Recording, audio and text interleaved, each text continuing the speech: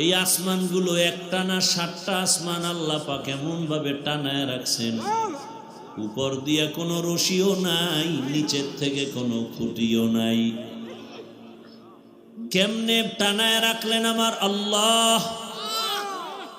গবেষণা করে করে বলবে, রব্বানা মা খালাকতা হাযা বাতিলা, ও আল্লাহ তুমি কিছু অনর্থক বানাও নাই।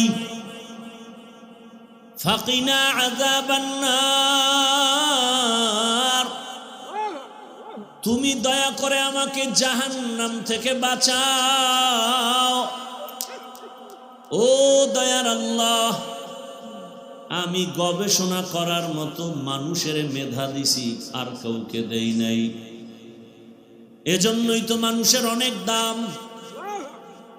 চোখ দিলাম দেখার জন্য, তার মানে মা বাবার দিয়ে তাকাও সওয়াব, চোখ দিয়া আল্লাহর কুদরত দেখো সওয়াব, চোখ দিয়া তাকায় তাকায় আল্লাহর কোরআন দেখো সওয়াব। কোরআন খুইলা তাকায় তাকায় দেখলেও কি?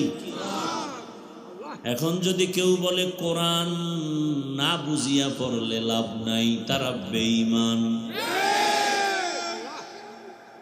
যদি কেউ বলে আমরা কোরআন বুঝলে মানি, না বুঝলে মানি না, ও 50 হাত পাগড়ি লাগাইলো, তাজা বেঈমান।